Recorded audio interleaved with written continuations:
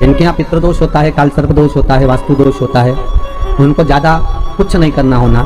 महाराज एक बेल का फल लीजिए, मतलब बेलपत्री का जो फल होता है उसको ले लो, उसके अंदर का जो गुर्दा होता है, अंदर का जो भाग होता है उसको निकाल लीजिए और उस बेल के फल में आटा सेक कर उसमें शक्कर मिलाकर उसको उसके अंदर भर लीजिए। अमावस्या के दिन सुबह 10 बजे से पहले उस बेल फल में जिसमें तुमने पंजेरी भरी है, आटा सेक कर भरा है शक्कर के साथ में, उसको अपने घर में घुमाने के बाद में जिसको काल सर्प दोष बताया है, पितृदोष बताया है या वास्तु दोष का स्मरण बताया है, घर में सब दूर घुमाकर अपने परिवार का हाथ का स्पर्श कराकर पीपल के पेड़ के नीचे तक खड्डा खोदकर उस बेलपत्र के उस फल को दाब दीजिए, उस फल को उसमें दबा दीजिए। केवल एक अमावस्या करना रहता है, पितरों के दोष से मुक्ति मिलती है और हमारे घर के कार्य सफल होना प्रारंभ हो जाते हैं। कार्य की सफलता होती है, कार्य में सफलता प्राप्त होने।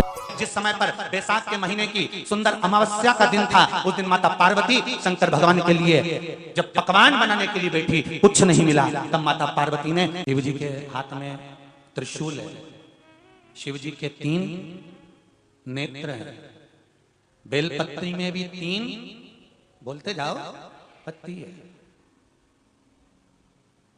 बैसाख के महीने में जो शंकर भगवान को प्रसाद का भोग लगता है उसमें भी 3 ही चीज मिलती है।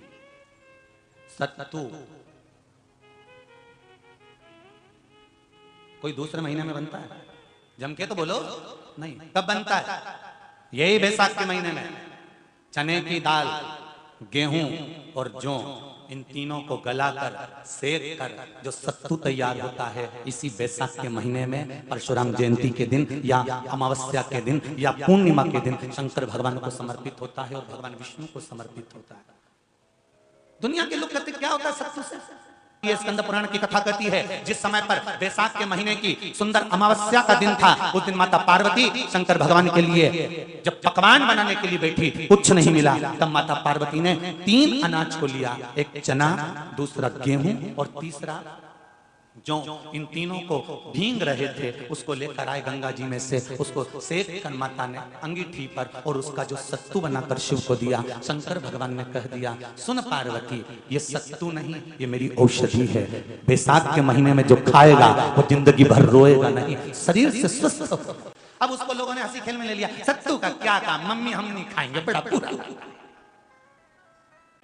शिव जी का एक एक चीज बैसाख के महीने में पियो बेल। बेल मतलब समझ गए? बेल का रस। बैसाख के महीने में पियो बेल और शरीर को रखो ऑलिव बेल। पियो सत्तू 12 महीने खाओ मत खाओ। कौन सा महीना? बैसाख के महीने में सत्तू जरूर खाओ। और सत्तू चाइना से नहीं आएगा, इंडिया में बनेगा और बना भारत में ही।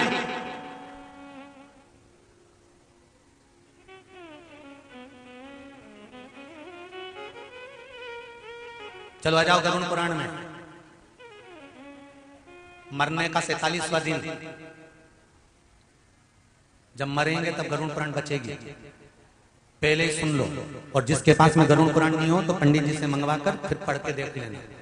मरने के 47वें दिन, 47 डेज, 47वें दिन किस चीज का दान तुम्हारे सामने आता है?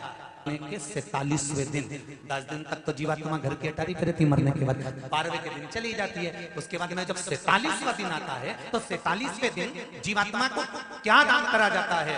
व्यक्ति ने क्या पुण्य करा होता है कि उसको नरक नहीं भोगना पड़ता, बेतरणी नहीं भोगना पड़ती और सीधे बेतरणी से पार उतर जाता है। वो किस चीज का दान है? तो कहा शिव महापुराण में, गरुड़ पुराण में, कि वो सत्तू का दान है जो बैसाख महीने में करा जाता है। सत्तू का दान 3 चीजों से मिलकर बनता है। जौ, बोलते जाओ जल्दी, गेहूं, चना, ये 3 चीज से मिलकर बनता है। इसमें जो बारीक बारीक कण होते हैं, जितने जितने 3 चीज के मिले हुए बारीक बारीक कण होते हैं, ये जब दान किया जाता है सत्तू का, तब ये बेतरणी तरने के लिए 47वें दिन इस जीवात्मा ने अगर सत्तू का दान करा होता है या सत्तू का सेवन बैसाख के महीने में करा होता है तो उसको बेतरणी नहीं भोगना पड़ती, डायरेक्ट सीधे रतलाम उज्जैन से डायरेक्ट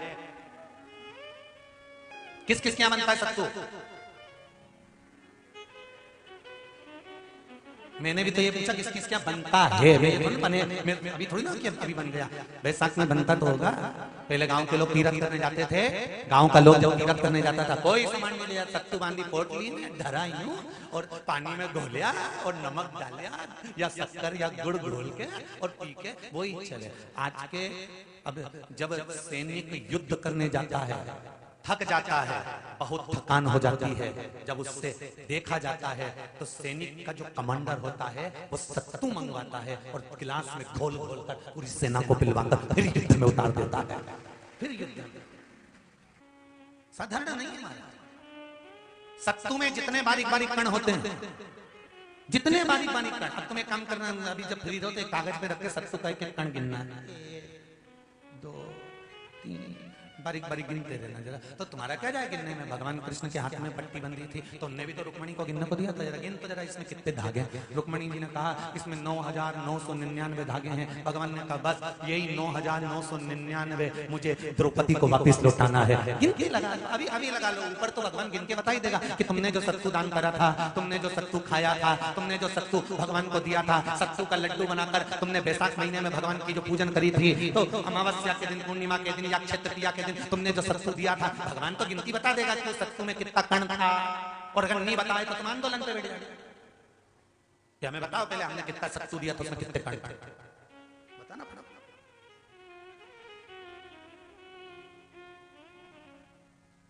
एक एक शिव की आराधना में चांगुना ने 1 लोटा जल भरा, उसमें थोड़ा सा चंदन डालकर बेलपत्री के वृक्ष के नीचे ले जाकर डाल देती, थोड़ा सा जल बचाकर शिव जी को डाल देती। शंकर भगवान ने एक दिन चांगुना के सामने मन में विचार प्रकट करा और पार्वती जी से कहा, पार्वती एक बात समझ में नहीं आती, आधा जल ये बेलपत्री को देती है, आधा जल मुझे देती है, जब आधा जल मुझे देती है तो मुझे बड़ा गुस्सा आता है। भगवान ने कहा ये आधा जल कहां ढोल के आती है? पार्वती जी ने कहा उसके संतान नहीं है, इसलिए वो बेलपत्री की भी आराधना करती है और आपकी भी आराधना करती है। ठीक है। अमावस्या के दिन आपको लगता है कि हमारे पूर्वजों का उद्धार नहीं हुआ, हमारे पूर्वजों का कल्याण नहीं हुआ, कहीं अधोगति में कोई चला गया है, उसका बस एक बार, रोज नहीं जरूरत है, प्रतिदिन जरूरत ही नहीं, महीने में एक बार अगर अमावस्या के दिन भी आपने चंदन के थोड़ा सा चंदन अगर मेरे देवाधिदेव महादेव को 7 स्थान पर समर्पित किया है। अशोक यहाँ पर वर्णन कर रही है, मैना, धन्य और कला की कथा कर रही है। तीनों ने सनकादि ऋषियों से मांगा।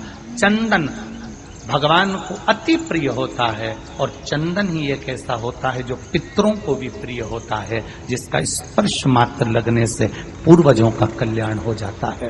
वो चंदन का 7 स्थान शिवलिंग के बताए हैं, जहां पर भूल से भी अगर कोई चंदन की उंगलियां लगा देता है, 7 स्थान ऐसे हैं जहां चंदन की मात्र उंगलियां लगा देने से ही शिव पितृलोक के पितरों को मुक्ति प्रदान करके वैकुंठ लोक का निवास दे देते हैं। 7 स्थान।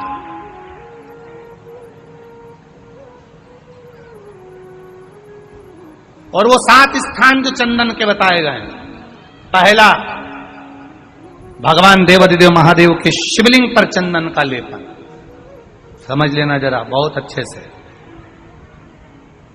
आपको लगता है स्वप्न में कोई मुर्दे दिख रहे हैं या कोई जल रहा है या कोई मर रहा है या कोई चला गया है, ऐसा भय लगता है।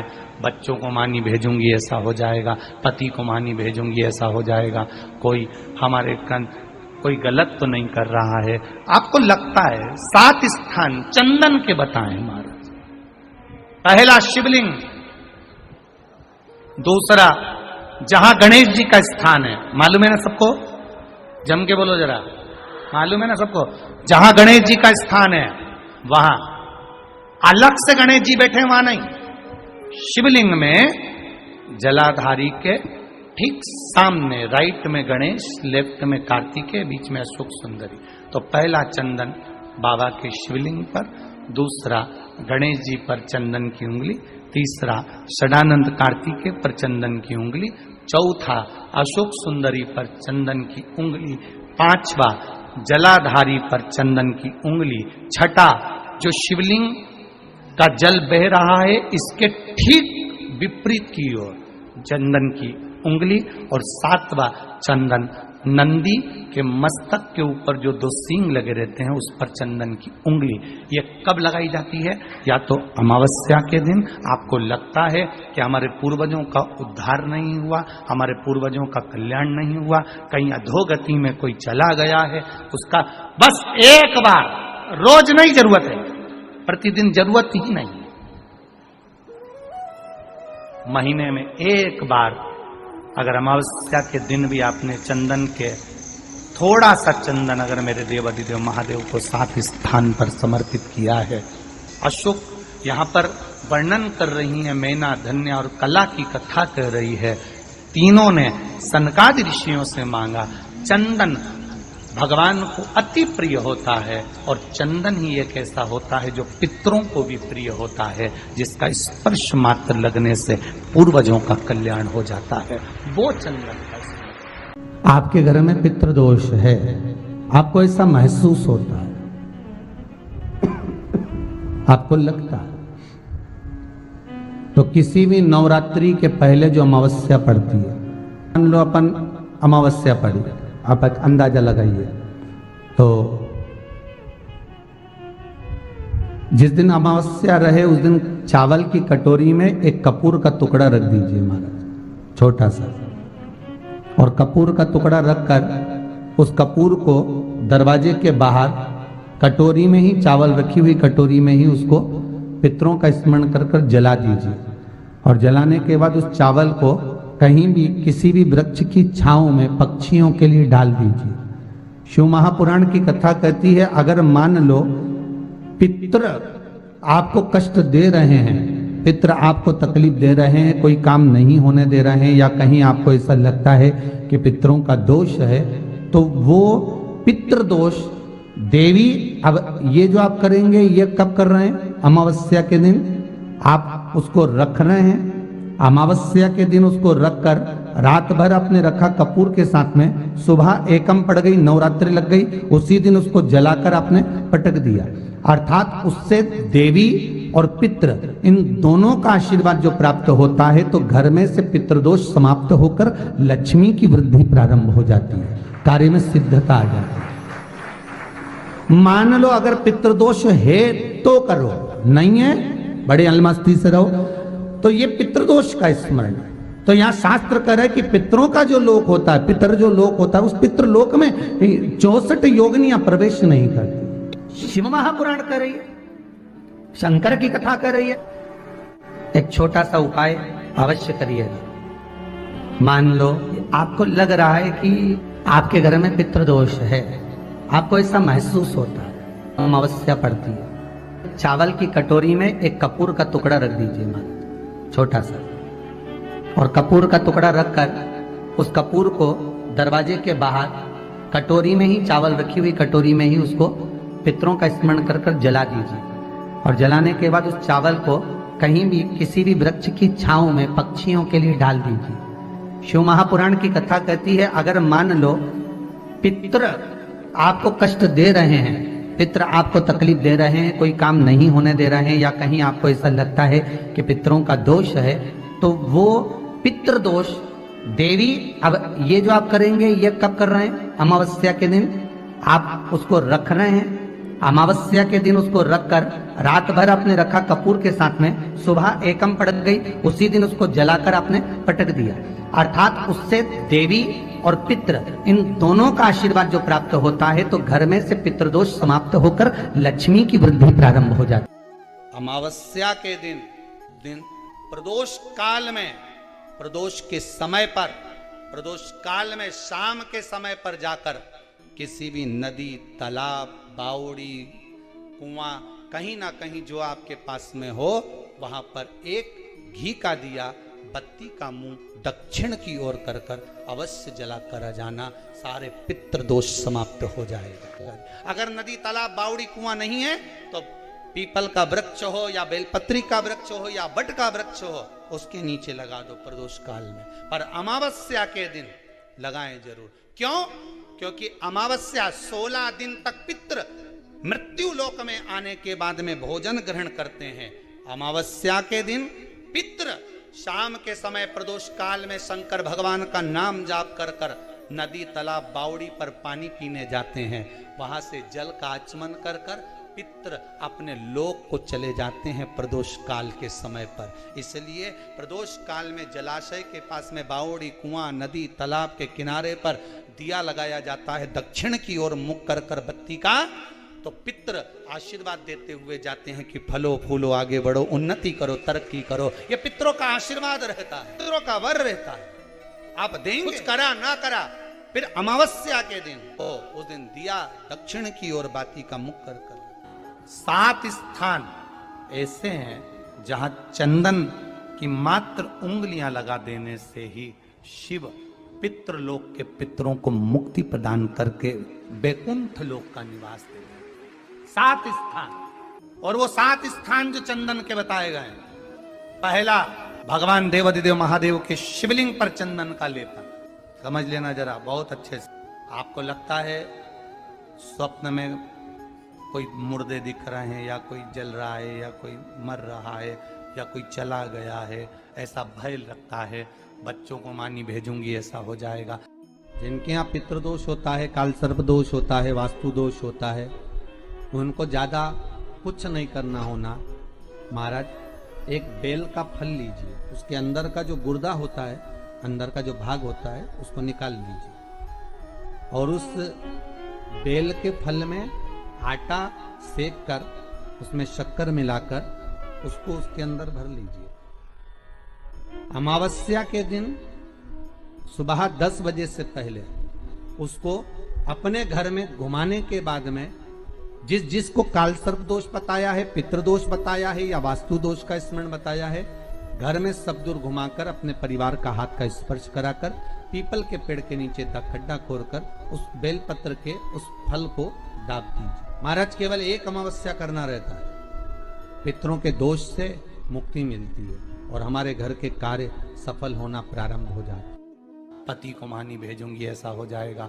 कोई हमारे कोई गलत तो नहीं कर रहा है। आपको लगता है 7 स्थान चंदन के बताएं। बाबा के शिवलिंग पर, दूसरा गणेश जी पर चंदन की उंगली, तीसरा षडानंद कार्तिकेय पर चंदन की उंगली, चौथा अशोक सुंदरी पर चंदन की उंगली, 5वां जलाधारी पर चंदन की उंगली, छठा जो शिवलिंग का जल बह रहा है इसके ठीक विपरीत की ओर चंदन की उंगली, और 7वां चंदन नंदी के मस्तक के ऊपर जो 2 सींग लगे रहते हैं उस पर चंदन की उंगली। ये कब लगाई जाती है? या तो अमावस्या के दिन। आपको लगता है कि हमारे पूर्वजों का उद्धार नहीं हुआ, हमारे पूर्वजों का कल्याण नहीं हुआ, कहीं अधोगति में कोई चला गया है, उसका बस एक बार, रोज नहीं जरूरत है, 4 दिन दुकान अच्छी चले, बाकी के समय बैठना पड़े, समझ लेना पितृदोष। घर में बच्चे चिड़चिड़े हो जाए, गलत संगति में डूब जाए, समझ लो चिड़चिड़ हो रहे हैं, पितृदोष। घर के बच्चे माता पिता का आदर न करें, सम्मान न करें, तेज आवाज में बात करें, समझ लो पितृदोष। पितृदोष मालूम पड़े। और इतने से भी अगर आप नहीं समझ सकते, परिवार का कोई एक व्यक्ति जब जब भोजन करने बैठे तब तक उसकी थाली में बाल आए, भले वो होटल में खाए तो भी बाल आ जाए, वो कहीं खाना खा रहा है तो बाल आ जाए। 8-15 दिन में, 4 दिन में, 3 दिन में, 2 दिन में, 6 दिन में आपकी थाली के भोजन में अगर बाल निकल रहा है, केश निकल रहा है, समझ लेना कि पितृ आपसे कुछ मांग रहे हैं, पितृ आपसे कुछ चाहते हैं। महाराज एक बेल का फल लीजिए। क्या लेना है? बेल का फल, बेलपत्री का जो फल होता है उसको ले लो, उसके अंदर का जो गुर्दा होता है, अंदर का जो भाग होता है, उसको निकाल लीजिए और उस बेल के फल में आटा सेक कर उसमें शक्कर मिलाकर उसको के अंदर भर लीजिए। अमावस्या के दिन सुबह 10 बजे से पहले उस बेल फल में जिसमें तुमने पंजेरी भरी है, आटा सेक कर भरा है शक्कर के साथ में, उसको अपने घर में घुमाने के बाद में जिसको काल सर्प दोष बताया है, पितृदोष बताया है या वास्तु दोष का स्मरण बताया है, घर में सब दूर घुमाकर अपने परिवार का हाथ का स्पर्श कराकर पीपल के पेड़ के नीचे तक खड्डा खोदकर उस बेलपत्र के उस फल को दाब दीजिए। महाराज केवल एक अमावस्या करना रहता है, पितरों के दोष से मुक्ति मिलती है और हमारे घर के कार्य सफल होना प्रारंभ हो जाते हैं। कार्य की सफलता होती है, कार्य में सफलता प्राप्त होने लगती है। हम तो कई बार कहते हैं महाराज जी, अगर ऐसा लगे किसी औषधि को आप ले रहे हैं, मालूम पड़े कि औषधि आपको लग नहीं रही है, शिव महापुराण की कथा कर रही है, मान लो औषधि आपको नहीं लग रही, आपने औषधि बहुत दिनों से ले रहे हो, कोई दवाई, मान लो आप किसी भी दवाई को ग्रहण कर रहे हैं और वो औषधि लगी नहीं रही है, वो शरीर को लगी नहीं पा रही और आप ठीक ही नहीं हो पा रहे, 15 दिन हो गए, 8 दिन हो गए, बताओ उतना की उतना ही कैटरीना है, उतना ही उतना अपना भरा हुआ, वही की वही लीवर, वही की वही किडनी, वही की वही स्मरण, सभी कुछ वही वही है, उतना की उतना ही। बीपी भी ऊंचा नीचा चल रहा है पर लेवल में नहीं आ रहा, शुगर भी लेवल में नहीं आ रही, तो प्रयास करा करो महाराज, बेलपत्री के फल का जो गुर्दा है, अंदर का जो भाग है फल का, उसको पानी में गला लीजिए और प्रदोष कम से कम प्रदोष नहीं हो और बीमारी जरा दवाई लगी नहीं रही हो तो बिना प्रदोष के भी कर सकते हो, उसको पानी में गलाइए, आधा घंटा पानी में, जैसे आपको सुबह मंदिर जाना है 10 बजे, तो सुबह स्नान कर कम से कम 6:30-7 बजे उसको पानी में गला दीजिए और उस बेले के फल का गुर्दा से गला हुआ पानी शिव जी को ले जाकर समर्पित कर दीजिए। महाराज उस पानी में से थोड़ा सा 1 चम्मच पानी शिव जी पे चढ़ा हुआ लेकर आ जाइए, उस पानी को जो बीमार व्यक्ति है उसको औषधि देने से पहले मात्र आधी चम्मच से भी आधा चम्मच उसको दे दीजिए। भगवान शंकर का श्री शिवाय नमस्तुभ्यम का जाप कर उस पानी को देने के बाद अगर आप औषधि देंगे तो ये पक्का है कि औषधि अपना कार्य करना प्रारंभ कर देगी और वो स्वस्थ होना प्रारंभ हो जाएगी, वो स्वस्थ हो औषधि